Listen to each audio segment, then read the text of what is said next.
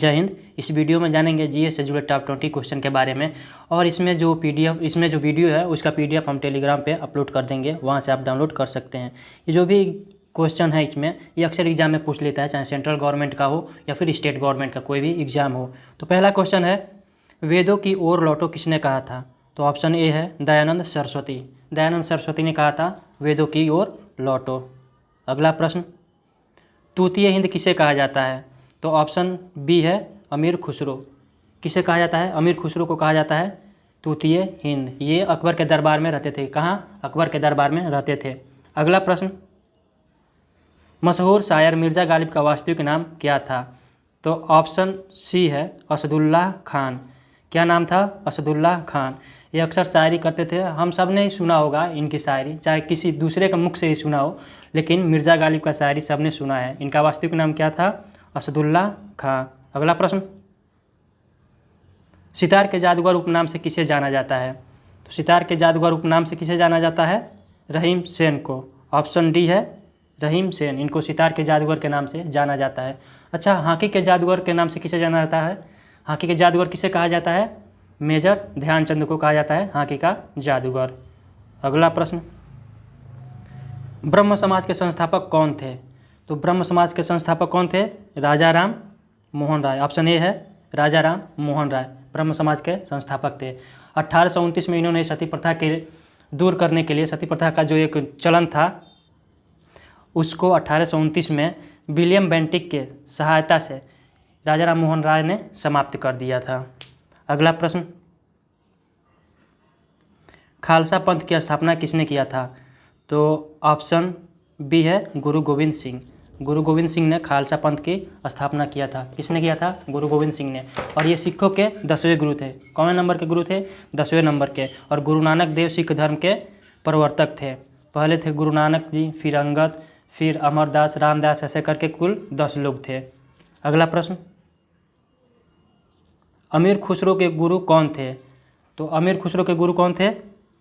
निजामुद्दीन औलिया। Option C है निजामुद्दीन औलिया, ये अमीर खुसरो के गुरु थे। अगला प्रश्न, तबला का जनक किसे कहा जाता है? तो तबला का जनक कहा जाता है अमीर खुसरो को। अमीर खुसरो को ही तबला का जनक कहा जाता है और ये अकबर के दरबार में रहते थे। ये तो पिछले प्रश्न में भी बताए हैं। अगला प्रश्न फिर देखते हैं, स्वामी विवेकानंद जी को विवेकानंद की उपाधि किसने दी थी? तो स्वामी विवेकानंद जी को विवेकानंद की उपाधि महाराज खेतड़ी ने दिया था। किसने? महाराज खेतड़ी ने दिया था।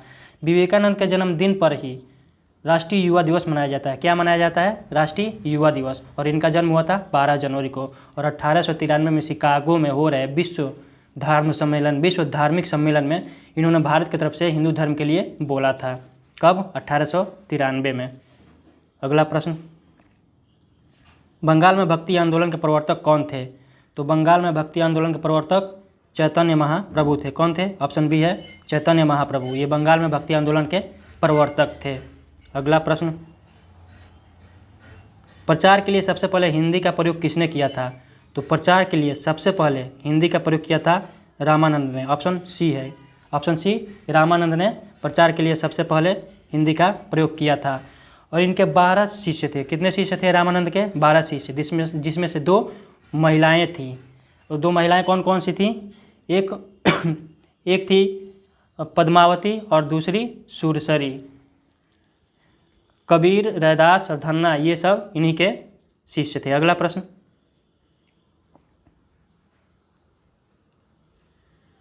भगवान बुद्ध किस वंश से थे? तो भगवान बुद्ध किस वंश से थे? शाक्य वंश से। ऑप्शन डी है शाक्य वंश। भगवान बुद्ध शाक्य वंश से जुड़े थे। अगला प्रश्न, गौतम बुद्ध के प्रथम गुरु कौन थे? भगवान बुद्ध बोलिए या फिर गौतम बुद्ध बोलिए, तो इनके प्रथम गुरु कौन थे? भगवान बुद्ध के प्रथम गुरु थे अलार कलाम। कौन थे? अलार कलाम प्रथम गुरु थे। और दूसरे गुरु थे रुद्रक रामपुत्र।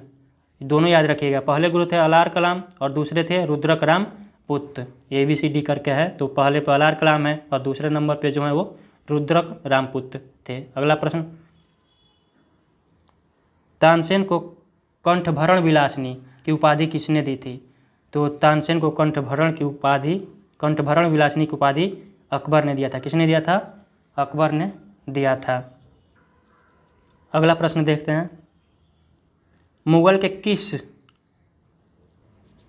मुगल के किसके शासनकाल में काल को हिंदी का स्वर्ण युग कहा जाता है?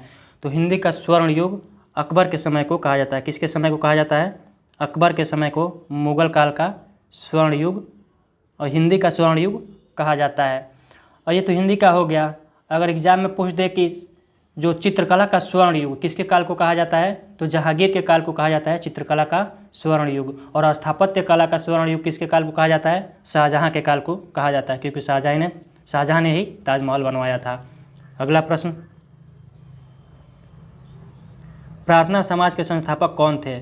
तो प्रार्थना समाज के संस्थापक थे आत्माराम पांडुरंग।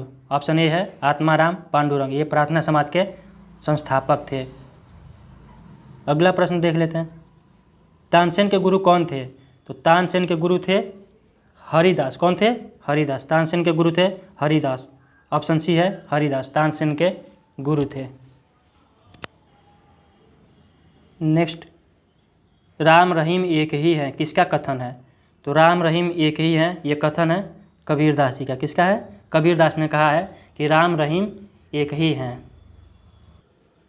कबीरदास जी एक ऐसे व्यक्ति हैं जो गृहस्थ जीवन व्यतीत करते हुए भी भक्ति में रमे रहे। अगला प्रश्न देख लेते हैं। महात्मा बुद्ध ने प्रथम उपदेश कहाँ दिया था? तो महात्मा बुद्ध ने प्रथम उपदेश दिया था सारनाथ में। इन्होंने अपना पहला उपदेश दिया था सारनाथ में। और इनका जो मृत्यु हुआ था, इसको तो बोला जाता है महापरिनिर्वाण, मृत्यु को बोला जाता है महापरिनिर्वाण। तो ये कुशीनगर में हुआ था। कहाँ पे हुआ था? कुशीनगर में हुआ था। अगला प्रश्न, महावीर स्वामी किस कुल के थे? तो महावीर स्वामी थे क्षत्रिय कुल के। ऑप्शन बी है क्षत्रिय कुल के, महावीर स्वामी क्षत्रिय कुल से थे।